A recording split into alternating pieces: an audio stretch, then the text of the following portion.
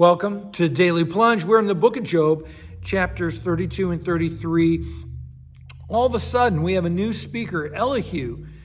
And Elihu is a young man who isn't mentioned anywhere else in this passage. All of a sudden, he pops up and he says, I'm angry with you three old guys. I have sat here and listened to you, and all you've done is spew out the words of religiosity, the words of, cultural Christianity in a sense, and your words have failed.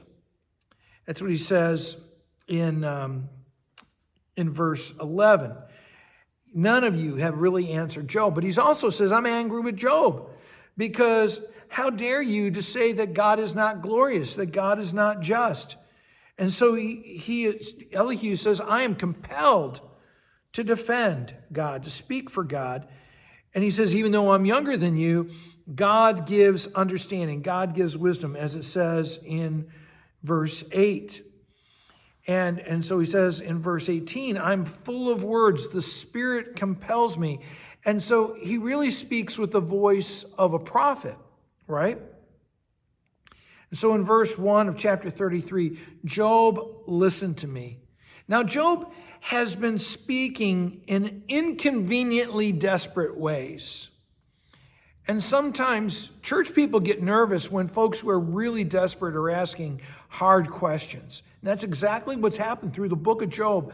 And Elihu says the other three guys, they failed in their mission, but he's going to speak up.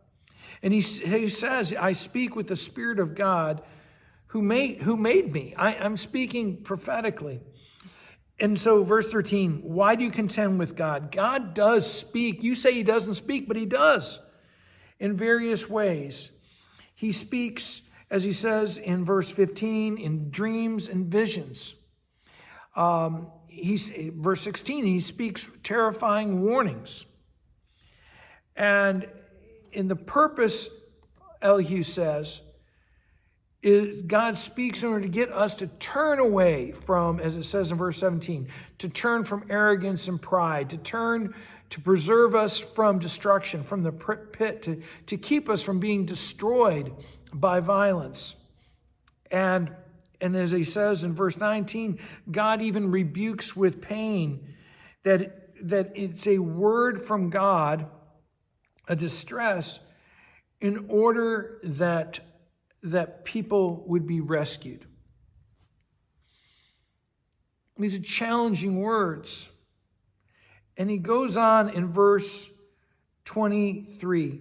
Yet if there's an angel, a messenger, 1 out of 1,000, really, it's 1 out of like 1 billion, who would come and speak to us. But even more, he talks about a mediator, right?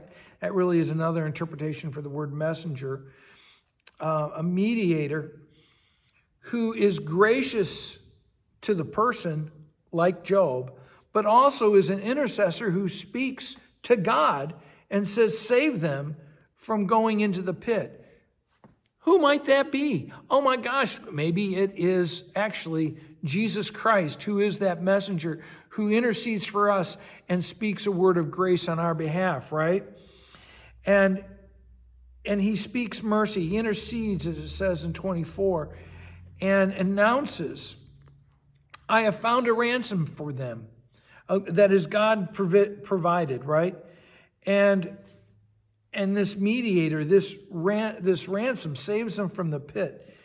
And he says in verse 26, that they shall see God's face and shout for joy. And so God's severe word still delivers people into the light of life. And isn't that the very word of the law and the gospel? The word of the cross is both condemnation and salvation. And so we hear a hint of it here in Job. Well, thanks, friends. Have a blessed day.